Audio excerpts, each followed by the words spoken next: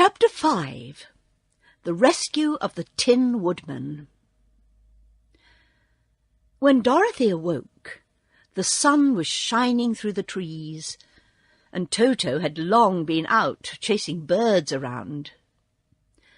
There was the Scarecrow, still standing patiently in his corner, waiting for her.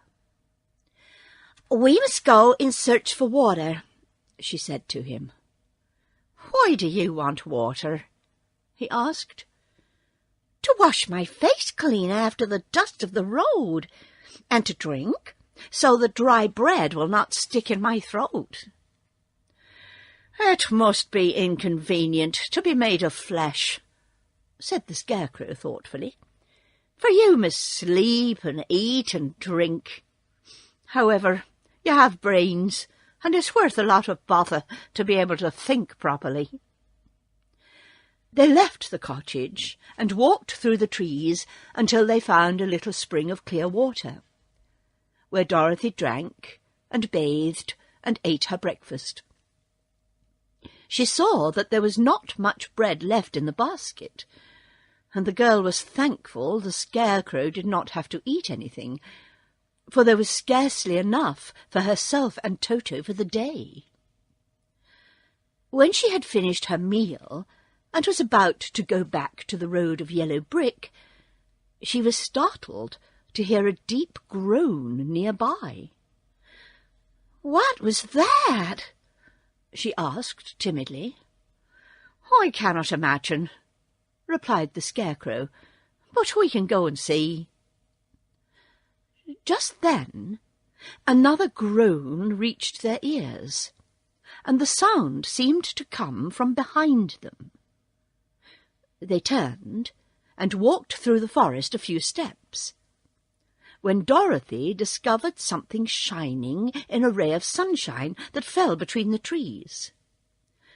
She ran to the place, and then stopped short with a cry of surprise.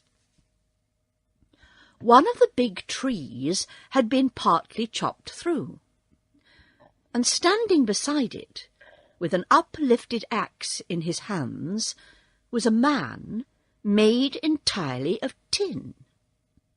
His head and arms and legs were jointed upon his body, but he stood perfectly motionless, as if he could not stir at all. Dorothy looked at him in amazement, and so did the Scarecrow, while Toto barked sharply and made a snap at the tin legs, which hurt his teeth. "Did you groan?" asked Dorothy. "Yes," answered the Tin Man, "I did. I've been groaning for more than a year, and no one has ever heard me before or come to help me." "What can I do for you?" she inquired softly, for she was moved by the sad voice in which the man spoke. "Get an oil can and oil my joints," he answered. "They are rusted so badly that I cannot move them at all. If I am well oiled, I shall soon be all right again. You will find an oil can on a shelf in my cottage." Dorothy at once ran back to the cottage and found the oil can, and then she returned and asked anxiously, "Where are your joints?" "Oil my neck first," replied the Tin Woodman. So she oiled it, and as it was quite badly rusted, the Scarecrow took hold of the tin head and moved it gently from side to side until it worked freely, and then the man could turn it himself. "Now, oil the joints in my arms," he said, and Dorothy oiled them, and the Scarecrow bent them carefully until they were quite free from rust and as good as new. The Tin Woodman gave a sigh of satisfaction and lowered his axe, which he leaned against the tree. "This is a great comfort," he said. "I have been holding that axe in the air ever since I rusted, and I'm glad to be able to put it down at last. Now, if you will oil the joints of my legs, I shall be all right once more." So they oiled his legs until he could move them freely, and he thanked them again and again for his release, for he seemed a very polite creature and very grateful. "I might have stood there always if you had not come along," he said. "So you have certainly saved my life. How did you happen to be here?" "We're on our way to the Emerald City to see the great Oz," she answered, "and we stopped at your cottage to pass the night." "Why do you wish to see Oz?" he asked. "I want him to send me back to Kansas, and the Scarecrow wants him to put a few brains into his head," she replied. The Tin Woodman appeared to think deeply for a moment. Then he said, "Do you suppose Oz could give me a heart?" "Why, I guess so," Dorothy answered. "It would be as easy as to give the Scarecrow brains." "True," the Tin Woodman returned.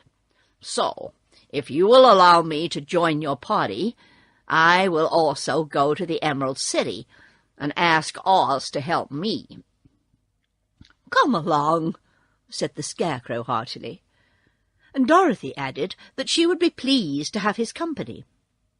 So the Tin Woodman shouldered his axe, and they all passed through the forest until they came to the road that was paved with yellow brick. The Tin Woodman had asked Dorothy to put the oil can in her basket. "For," he said, "if I should get caught in the rain and rust again, I would need the oil can badly." It was a bit of good luck to have their new comrade join the party, for soon after they began their journey again, they came to a place where the trees and branches grew so thick over the road that the travellers could not pass. But the Tin Woodman set to work with his axe, and chopped so well that he soon cleared a passage for the entire party. Dorothy was thinking so earnestly as they walked along that she did not notice when the Scarecrow stumbled into a hole and rolled over to the side of the road. Indeed, he was obliged to call her to help him up again. "Why didn't you walk around the hole?" asked the Tin Woodman. "I don't know enough," replied the Scarecrow cheerfully. "My head is stuffed with straw, you know, and that's why I'm going to Oz to ask him for some brains." "Oh, I see," said the Tin Woodman. "But after all, brains are not the best thing in the world." "Have you any?" inquired the Scarecrow. "No, my head is quite empty," answered the Woodman. "But once I had brains and a heart also. So, having tried them both, I should much rather have a heart." "And why is that?" asked the Scarecrow. "I will tell you my story, and then you will know." So, while they were walking through the forest, the Tin Woodman told the following story. "I was born the son of a woodman who chopped down trees in the forest and sold the wood for a living. When I grew up, I too became a wood chopper, and after my father died, I took care of my old mother as long as she lived. Then I made up my mind that instead of living alone, I would marry, so that I might not become lonely. There was one of the Munchkin girls who was so beautiful that I soon grew to love her with all my heart. She, on her part, promised to marry me as soon as I could earn enough money to build a better house for her. So I set to work harder than ever. But the girl lived with an old woman who did not want her to marry anyone, for she was so lazy she wished the girl to remain with her and do the cooking and the housework. So the old woman went to the Wicked Witch of the East and promised her 2 sheep and a cow if she would prevent the marriage. Thereupon the Wicked Witch enchanted my axe, and when I was chopping away at my best one day, for I was anxious to get the new house and my wife as soon as possible, the axe slipped all at once and cut off my left leg. This at first seemed a great misfortune, for I knew a one-legged man could not do very well as a wood-chopper. So I went to a tinsmith and had him make me a new leg out of tin. This leg worked very well once I was used to it, but my action angered the Wicked Witch of the East, for she had promised the old woman I should not marry the pretty Munchkin girl. When I began chopping again, my axe slipped and cut off my right leg. Again I went to the tinner, and again he made me a leg out of tin. After this, the enchanted axe cut off my arms, one after the other. But nothing daunted, I had them replaced with tin ones. The Wicked Witch then made the axe slip and cut off my head, and at first I thought that was the end of me. But the tinner happened to come along, and he made me a new head out of tin. I thought I had beaten the Wicked Witch then, and I worked harder than ever.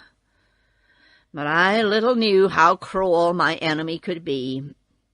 She thought of a new way to kill my love for the beautiful Munchkin maiden, and made my axe slip again, so that it cut right through my body, splitting me into 2 halves. Once more the tinner came to my help, and made me a body of tin, fastening my tin arms and legs and head to it by means of joints, so that I could move around as well as ever. But, alas, I had now no heart, so that I lost all my love for the Munchkin girl, and did not care whether I married her or not. I suppose she is still living with the old woman, waiting for me to come after her. My body shone so brightly in the sun that I felt very proud of it, and it did not matter now if my axe slipped, for it could not cut me. There was only one danger, that my joints would rust. But I kept an oil can in my cottage, and took care to oil myself whenever I needed it. However, there came a day when I forgot to do this, and being caught in a rainstorm, before I thought of the danger, my joints had rusted, and I was left to stand in the woods until you came to help me. It was a terrible thing to undergo, but during the year I stood there, I had time to think that the greatest loss I had known was the loss of my heart. While I was in love, I was the happiest man on earth. But no one can love who has not a heart. So I am resolved to ask Oz to give me one. If he does, I will go back to the Munchkin maiden and marry her." Both Dorothy and the Scarecrow had been greatly interested in the story of the Tin Woodman, and now they knew why he was so anxious to get a new heart. "All the same," said the Scarecrow, "I shall ask for brains instead of a heart, for a fool would not know what to do with a heart if he had one." "I shall take the heart," returned the Tin Woodman, for brains do not make one happy, and happiness is the best thing in the world." Dorothy did not say anything, for she was puzzled to know which of her two friends was right. And she decided if she could only get back to Kansas and Aunt Em, it did not matter so much whether the woodman had no brains and the scarecrow no heart, or each got what he wanted. What worried her the most was that the bread was nearly gone, and another meal for herself and Toto would empty the basket. To be sure, neither the woodman nor the scarecrow ever ate anything, but she was not made of tin or straw, and couldn't. Chapter 6. The Cowardly Lion. All this time Dorothy and her companions had been walking through the thick woods. The road was still paved with yellow brick, but these were much covered by dried branches and dead leaves from the trees, and the walking was not at all good. There were few birds in this part of the forest, for birds love the open country, where there is plenty of sunshine. But now and then there came a deep growl from some wild animal hidden among the trees. These sounds made the little girl's heart beat fast, for she did not know what made them. But Toto knew, and he walked close to Dorothy's side, and did not even bark in return. "How long will it be," the child asked of the Tin Woodman, "before we are out of the forest?" "I cannot tell," was the answer, "for I have never been to the Emerald City. But my father went there once when I was a boy, and he said it was a long journey through a dangerous country, although nearer to the city where Oz dwells, the country is beautiful. But I am not afraid so long as I have my oil can, and nothing can hurt the Scarecrow, while you bear upon your forehead the mark of the good witch's kiss, and that will protect you from harm." "But Toto," said the girl anxiously, "what will protect him?" "We must protect him ourselves if he's in danger," replied the Tin Woodman. Just as he spoke, there came from the forest a terrible roar, and the next moment a great lion bounded into the road.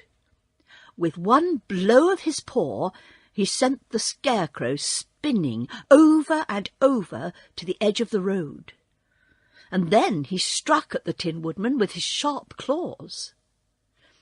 But, to the lion's surprise, he could make no impression on the tin, although the woodman fell over in the road and lay still. Little Toto, now that he had an enemy to face, ran barking towards the lion, and the great beast had opened his mouth to bite the dog, when Dorothy, fearing Toto would be killed, and heedless of danger, rushed forward and slapped the lion upon his nose as hard as she could, while she cried out, "Don't you dare to bite Toto! You ought to be ashamed of yourself, a big beast like you, to bite a poor little dog." "I didn't bite him," said the lion, as he rubbed his nose with his paw where Dorothy had hit it. "No, but you tried to," she retorted. "You are nothing but a big coward." "I know it," said the lion, hanging his head in shame. "I've always known it, but how can I help it?" "I don't know, I'm sure. To think of your striking a stuffed man like the poor Scarecrow." "Is he stuffed?" asked the lion in surprise, as he watched her pick up the Scarecrow and set him upon his feet, while she patted him into shape again. "Of course he's stuffed," replied Dorothy, who was still angry. "That's why he went over so easily," remarked the Lion. "It astonished me to see him whirl around so. Is the other one stuffed also?" "No," said Dorothy. "He's made of tin." And she helped the Woodman up again. "That's why he nearly blunted my claws," said the Lion. "When they scratched against the tin, it made a cold shiver run down my back. What is that little animal you are so tender of?" "He's my dog, Toto," answered Dorothy. "Is he made of tin or stuffed?" asked the Lion. "Neither. He's a meat dog," said the girl. "Oh, he's a curious animal, and seems remarkably small now that I look at him. No one would think of biting such a little thing, except a coward like me," continued the Lion sadly. "What makes you a coward?" asked Dorothy, looking at the great beast in wonder, for he was as big as a small horse. "It's a mystery," replied the Lion. "I suppose I was born that way. All the other animals in the forest naturally expect me to be brave, for the lion is everywhere thought to be king of beasts. I learned that if I roared very loudly, every living thing was frightened and got out of my way. Whenever I've met a man, I've been awfully scared, but I just roared at him, and he has always run away as fast as he could go. If the elephants and tigers and bears had ever tried to fight me, I should have run myself. I'm such a coward. But just as soon as they hear me roar, they all try to get away from me. And, of course, I let them go." "But that isn't right. The king of beasts shouldn't be a coward," said the Scarecrow. "I know it," returned the Lion, wiping a tear from his eye with the tip of his tail. "It's my great sorrow, and makes my life very unhappy. But whenever there is danger, my heart begins to beat fast." "Perhaps you have heart disease," said the Tin Woodman. "It may be," said the Lion. "If you have," continued the Tin Woodman, "you ought to be glad, for it proves you have a heart. For my part, I have no heart, so I cannot have heart disease." "Perhaps," said the Lion thoughtfully, "if I had no heart, I should not be a coward." "Have you brains?" asked the Scarecrow. "I suppose so. I never looked to see," replied the Lion. "I am going to the Great Oz to ask him to give me some," remarked the Scarecrow, "for my head is stuffed with straw." "And I am going to ask him to give me a heart," said the Woodman. "And I'm going to ask him to send Toto and me back to Kansas," added Dorothy. "Do you think Oz could give me courage?" asked the Cowardly Lion. "Just as easily as he could give me brains," said the Scarecrow. "Or give me a heart," said the Tin Woodman. "Or send me back to Kansas," said Dorothy. "Then, if you don't mind, I'll go with you," said the Lion, "for my life is simply unbearable without a bit of courage." "You will be very welcome," answered Dorothy, "for you will help to keep away the other wild beasts. It seems to me they must be more cowardly than you are, if they allow you to scare them so easily." "They really are," said the lion, "but that doesn't make me any braver. And as long as I know myself to be a coward, I shall be unhappy." So, once more the little company set off upon the journey, the lion walking with stately strides at Dorothy's side. Toto did not approve this new companion at first, for he could not forget how nearly he had been crushed between the lion's great jaws.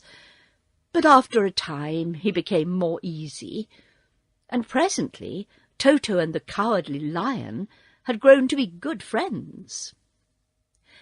During the rest of that day there was no other adventure to mar the peace of their journey. Once, indeed, the Tin Woodman stepped upon a beetle that was crawling along the road and killed the poor little thing. This made the Tin Woodman very unhappy, for he was always careful not to hurt any living creature, and as he walked along he wept several tears of sorrow and regret. Those tears ran slowly down his face and over the hinges of his jaw, and there they rusted. When Dorothy presently asked him a question, the Tin Woodman could not open his mouth, for his jaws were tightly rusted together.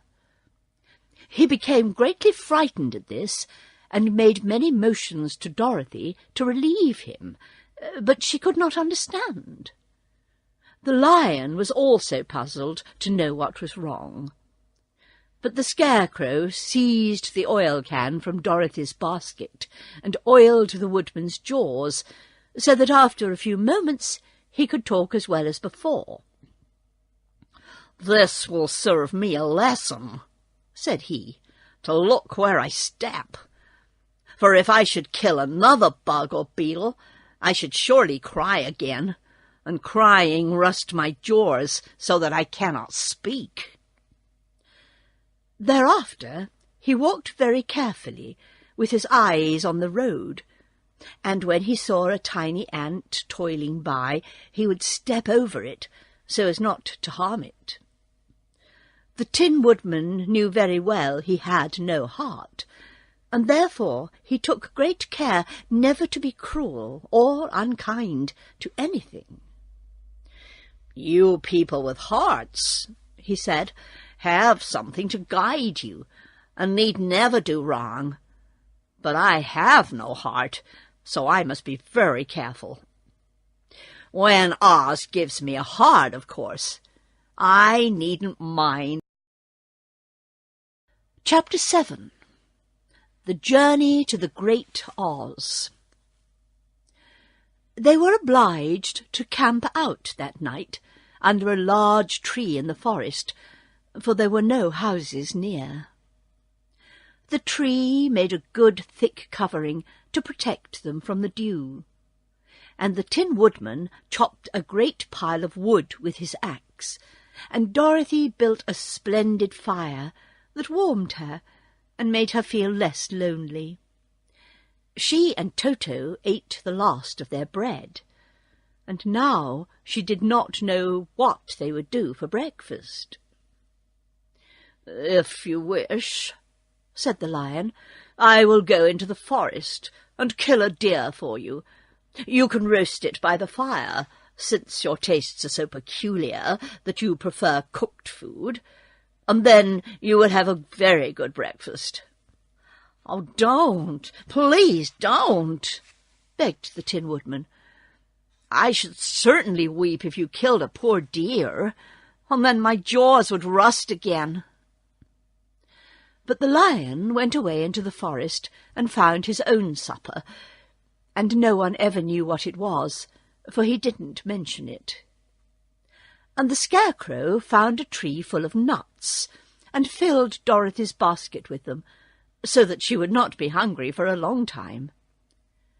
She thought this was very kind and thoughtful of the Scarecrow, but she laughed heartily at the awkward way in which the poor creature picked up the nuts. His padded hands were so clumsy, and the nuts were so small, that he dropped almost as many as he put in the basket.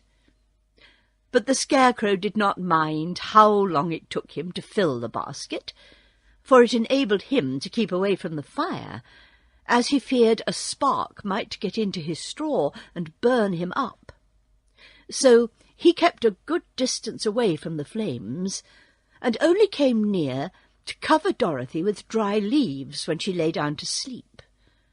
These kept her very snug and warm, and she slept soundly until morning.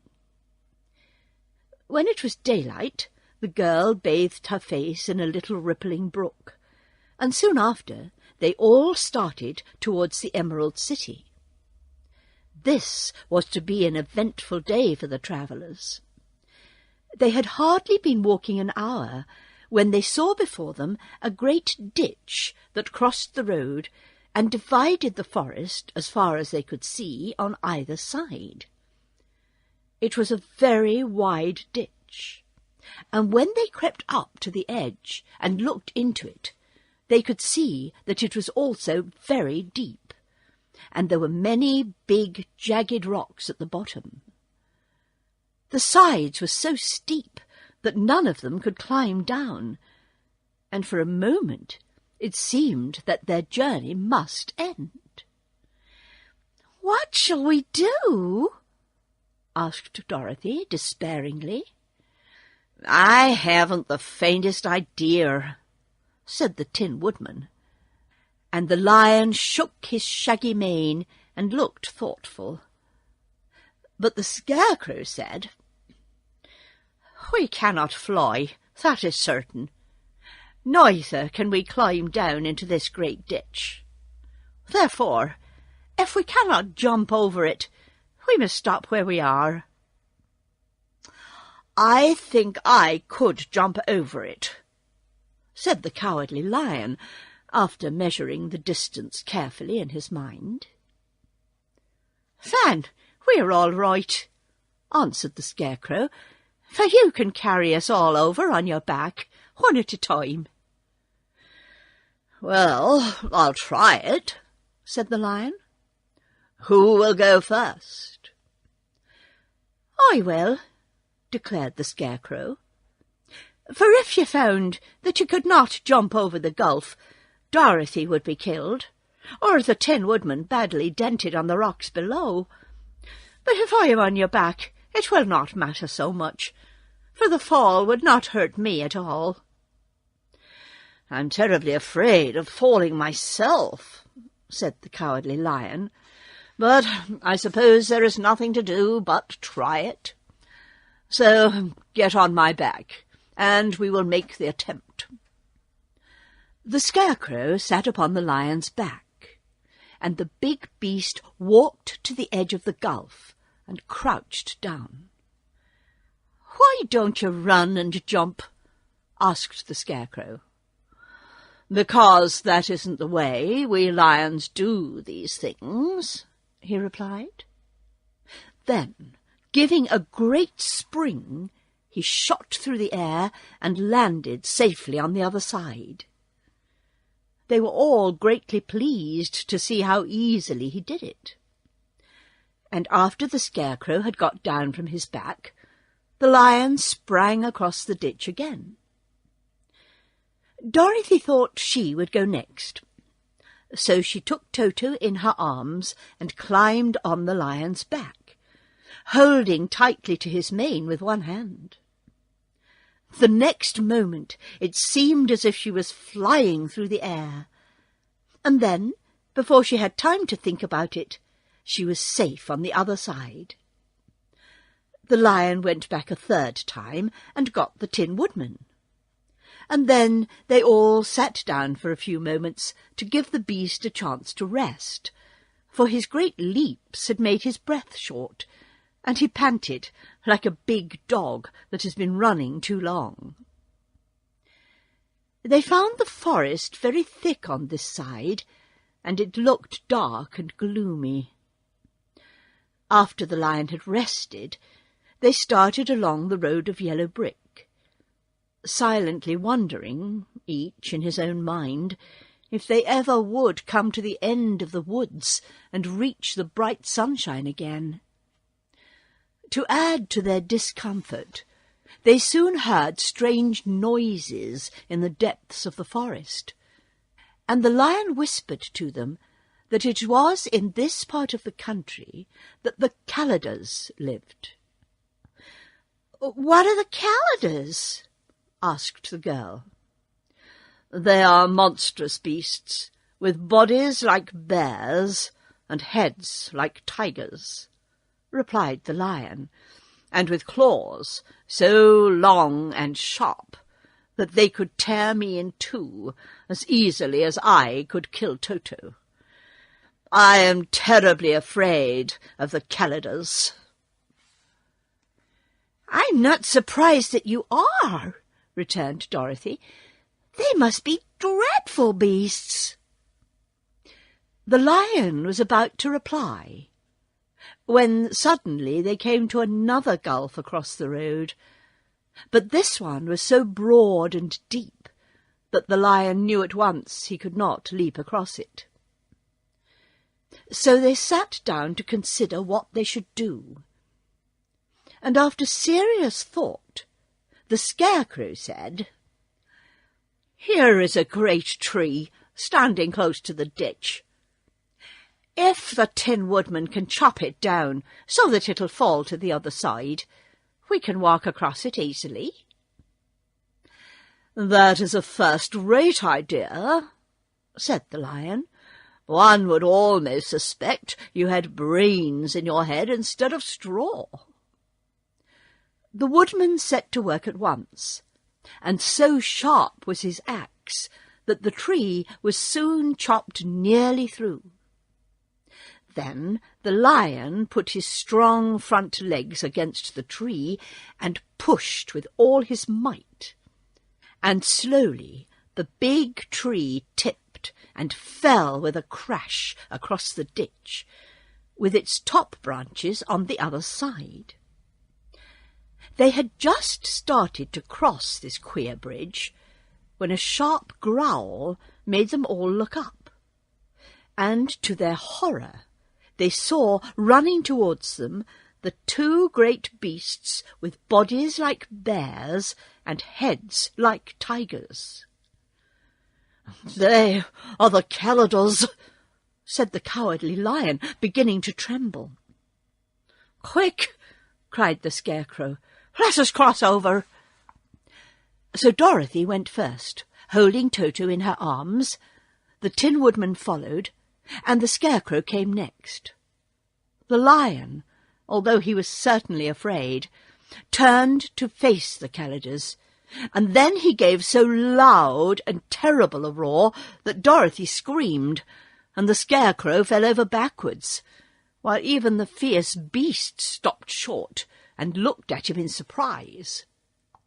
But, seeing they were bigger than the lion, and remembering that there were two of them and only one of him, the Calidars again rushed forward, and the lion crossed over the tree and turned to see what they would do next. Without stopping an instant, the fierce beasts also began to cross the tree, and the lion said to Dorothy, "We are lost, for they will surely tear us to pieces with their sharp claws. But stand close behind me, and I will fight them as long as I am alive."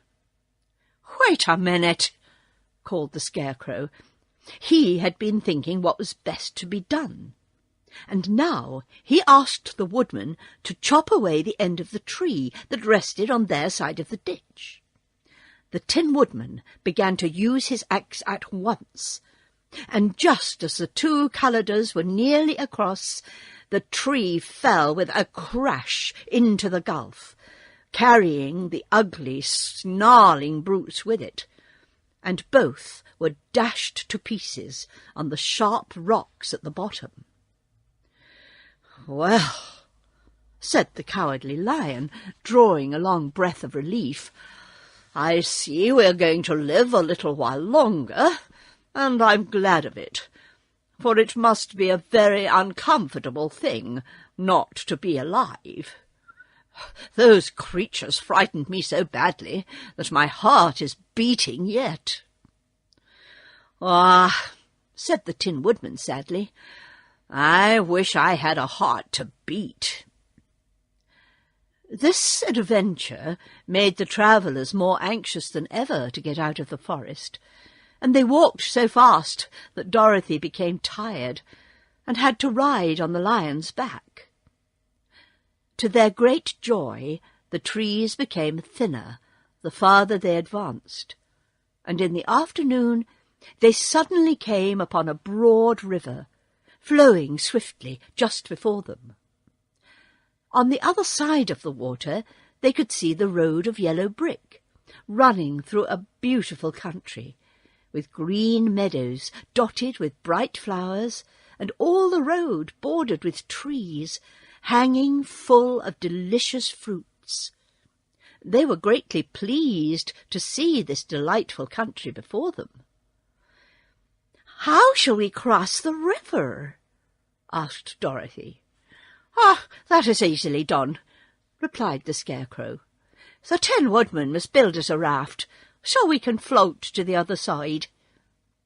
So the Woodman took his axe and began to chop down small trees to make a raft, and while he was busy at this, the Scarecrow found on the river-bank a tree full of fine fruit. This pleased Dorothy, who had eaten nothing but nuts all day, and she made a hearty meal of the ripe fruit. But it takes time to make a raft, even when one is as industrious and untiring as the Tin Woodman, and when night came, the work was not done. So they found a cosy place under the trees, where they slept well until the morning. And Dorothy dreamed of the Emerald City and of the good Wizard Oz, who would soon send her back to her. Chapter 8. The Deadly Poppy Field. Our little party of travellers awakened the next morning refreshed and full of hope, and Dorothy breakfasted like a princess off peaches and plums from the trees beside the river. Behind them was the dark forest they had passed safely through, although they had suffered many discouragements. But before them was a lovely sunny country that seemed to beckon them on to the Emerald City.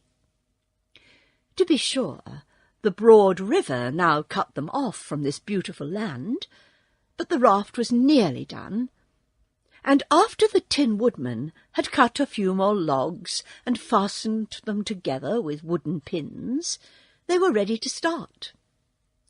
Dorothy sat down in the middle of the raft and held Toto in her arms. When the Cowardly Lion stepped upon the raft, it tipped badly, for he was big and heavy. But the Scarecrow and the Tin Woodman stood upon the other end to steady it, and they had long poles in their hands to push the raft through the water. They got along quite well at first, but when they reached the middle of the river, the swift current swept the raft downstream, farther and farther away from the road of yellow brick, and the water grew so deep that the long poles would not touch the bottom. "This is bad," said the Tin Woodman, "for if we cannot get to the land, we shall be carried into the country of the Wicked Witch of the West, and she will enchant us and make us her slaves." "And then I should get no brains," said the Scarecrow. "And I should get no courage," said the Cowardly Lion. "And I should get no heart," said the Tin Woodman. "And I should never get back to Kansas," said Dorothy. "We must certainly get to the Emerald City if we can," the Scarecrow continued, and he pushed so hard on his long pole that it stuck fast in the mud at the bottom of the river. And before he could pull it out again, or let go, the raft was swept away, and the poor Scarecrow left clinging to the pole in the middle of the river. "Goodbye," he called after them, and they were very sorry to leave him. Indeed, the Tin Woodman began to cry, but fortunately remembered that he might rust, and so dried his tears on Dorothy's apron. Of course, this was a bad thing for the Scarecrow. "I am now worse off than when I first met Dorothy," he thought. "Then I was stuck on a pole in a cornfield, where I could make believe scare the crows, at any rate. But surely there is no use for a Scarecrow stuck on a pole in the middle of a river. I am afraid I shall never have any brains after all." Down the stream the raft floated, and the poor Scarecrow was left far behind. Then the Lion said, "Something must be done to save us. I think I can swim to the shore and pull the raft after me, if you will only hold fast to the tip of my tail." So he sprang into the water, and the Tin Woodman caught fast hold of his tail, when the Lion began to swim with all his might towards the shore. It was hard work, although he was so big, but by and by they were drawn out of the current, and then Dorothy took the Tin Woodman's long pole and helped to push the raft to the land. They were all tired out when they reached the shore at last and stepped off upon the pretty green grass. And they also knew that the stream had carried them a long way past the road of yellow brick that led to the Emerald City. "What shall we do now?" asked the Tin Woodman, as the Lion lay down on the grass to let the sun dry him. "We must get back to the road in some way," said Dorothy. "The best plan will be to walk along the river bank until we come to the road again," remarked the Lion.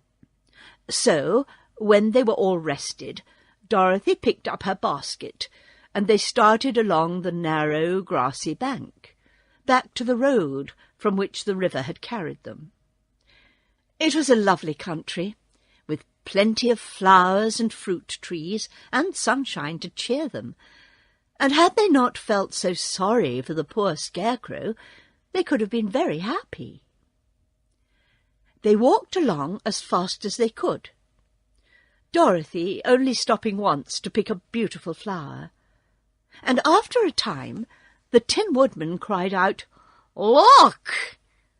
Then they all looked at the river, and saw the Scarecrow, perched upon his pole in the middle of the water, looking very lonely and sad. "What can we do to save him?" asked Dorothy. The Lion and the Woodman both shook their heads, for they did not know. So they sat down upon the bank and gazed wistfully at the Scarecrow until a stork flew by, which, seeing them, stopped to rest at the water's edge. "Who are you, and where are you going?" asked the stork. "I am Dorothy," answered the girl, "and these are my friends, the Tin Woodman and the Cowardly Lion, and we're going to the Emerald City." "This isn't the road," said the stork, as she twisted her long neck and looked sharply at the queer party. "I know it," returned Dorothy, "but we have lost the Scarecrow, and are wondering how we shall get him again." "Where is he?" asked the stork. "Over there," "In the river," answered the girl. If he wasn't so big and heavy, I would get him for you," remarked the stork. "He isn't a bit heavy," said Dorothy eagerly, "for he is stuffed with straw. And if you will bring him back to us, we shall thank you ever and ever so much." "Well, I'll try," said the stork. "But if I find he is too heavy to carry, I shall have to drop him in the river again." So the big bird flew into the air and over the water, till she came to where the scarecrow was perched upon his pole. Then the stork, with her great claws, grabbed the scarecrow by the arm and carried him up into the air and back to the bank, where Dorothy and the lion and the Tin Woodman and Toto were sitting. When the scarecrow found himself among his friends again, he was so happy that he hugged them all, even the lion and Toto, and as they walked along he sang "Tal-da-riddle-dee-o" at every step. He felt so gay. "I was afraid I should have to stay in the river forever," he said, "but the kind stork saved me, and if I ever get any brains, I shall find the stork again and do it some kindness in return." "That's all right," said the stork, who was flying along beside them. "I always like to help anyone in trouble. But I must go now, for my babies are waiting in the nest for me. I hope you will find the Emerald City, and that Oz will help you." "Thank you," replied Dorothy, and then the kind stork flew into the air and was soon out of sight. They walked along, listening to the singing of the bright-coloured birds and looking at the lovely flowers, which now became so thick that the ground was carpeted with them. There were big yellow and white and blue and purple blossoms, beside great clusters of scarlet poppies, which were so brilliant in colour that they almost dazzled Dorothy's eyes.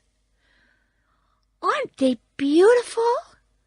the girl asked, as she breathed in the spicy scent of the flowers. "I suppose so," answered the scarecrow. "When I have brains, I shall probably like them better." "If I only had a heart, I should love them," added the Tin Woodman. "I always did like flowers," said the lion. "They seem so helpless and frail. But there are none in the forest so bright as these." They now came upon more and more of the big scarlet poppies, and fewer of the other flowers, and soon they found themselves in the midst of a great meadow of poppies. Now, it is well known that when there are many of these flowers together, their odour is so powerful that anyone who breathes it falls asleep. And if the sleeper is not carried away from the scent of the flowers, he sleeps on and on forever. But Dorothy did not know this, nor could she get away from the bright red flowers that were everywhere about her. So presently her eyes grew heavy, and she felt she must sit down to rest and to sleep. But the Tin Woodman would not let her do this. "We must hurry and get back to the road of yellow brick before dark," he said, and the scarecrow agreed with him. So they kept walking until Dorothy could stand no longer. Her eyes closed in spite of herself, and she forgot where she was, and fell among the poppies, fast asleep. "What shall we do?" asked the Tin Woodman. "If we leave her here, she will die," said the lion. "The smell of the flowers is killing us all.